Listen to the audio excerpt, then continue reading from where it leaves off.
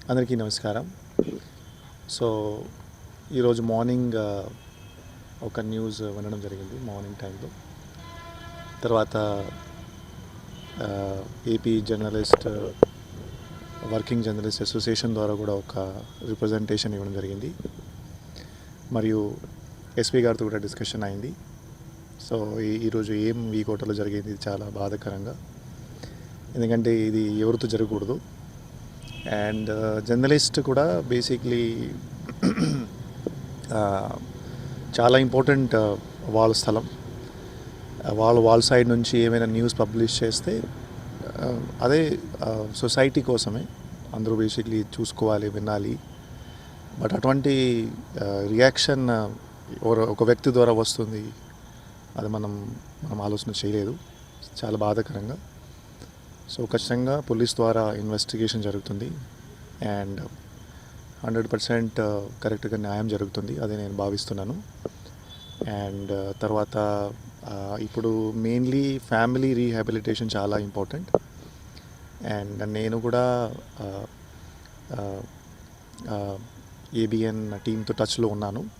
Family కోసం ఏమేమి చేయాలి, ఎట్లా చేయాలి, తర్వాత గవర్నమెంట్కి ఎట్లా ప్రపోజల్ పంపడం జరుగుతుంది సిఎంఆర్ఎఫ్ రిలీఫ్ ఫండ్స్ క్రింద. సిఎంఆర్ఎఫ్ రిలీఫ్ ఫండ్తో కాకుండా మనం కూడా బేసిక్లీ అందరూ ఫ్యామిలీ కోసం ఆలోచన చేసి గవర్నమెంట్ మన చిత్తూరు డిస్ట్రిక్ట్ అడ్మినిస్ట్రేషన్ ద్వారా కూడా ఫండ్ కలెక్షన్ చేయడం జరుగుతుంది.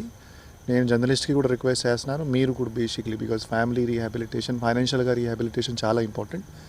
మీరు కూడా we should definitely collect the funds for the family.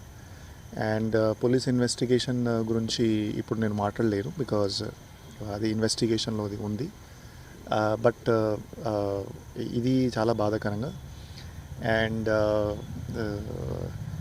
ఇప్పుడు జర్నలిస్ట్ కూడా బేసిక్లీ వాళ్ళు కూడా రిస్క్ తీసుకొని పని చేస్తున్నారు. ఓకే, న్యూస్ పబ్లిష్ చేస్తారు, 100% పబ్లిష్ చేయాలి. డెమోక్రసీలో ఆ న్యూస్ రావాలి. క్రిటిసిజం ఉండొచ్చు, ఏమైనా ఇంకొక పాజిటివ్ న్యూస్ ఉండొచ్చు, గవర్నెన్స్ సంబంధించిన న్యూస్ ఉండొచ్చు, కానీ ఇది అలా ఎవరు చేయకూడదు.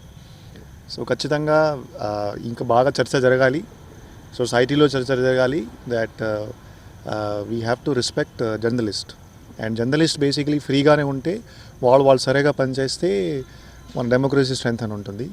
అండ్ అడ్మినిస్ట్రేషన్ బాధ్యత కూడా ఏమైనా చర్యలు వాళ్ళ సేఫ్టీ కోసం తీసుకోవాలి.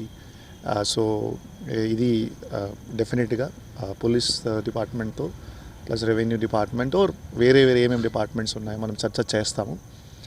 అండ్ యూనియన్కి కూడా నేను రిక్వెస్ట్ చేస్తున్నాను, మీరు కూడా ఈ పాయింట్స్ రేజ్ చేస్తూనే ఉండాలి, బికాజ్ ఇంకా అవేర్నెస్ పెరగాలి. అండ్ అటువంటి పని ఎవరు ఫ్యూచర్లో చేయకూడదు. సో 100% చాలా గట్టిగా యాక్షన్ ఉంటుంది. అండ్ రెగ్యులర్ ఇన్వెస్టిగేషన్స్తో కాకుండా మిగతా ఏమైనా ధారా పెట్టాలి, మిగతా ఏమైనా సెక్షన్స్ పెట్టాలి, ఆర్ మిగతా ఏమైనా చాలా గట్టిగా ఏమైనా చట్టాలు ఉంటే అవి కూడా బేసిక్లీ ఈ కేసులో ఇంప్లిమెంట్ చేయడం జరుగుతుంది. Thank you.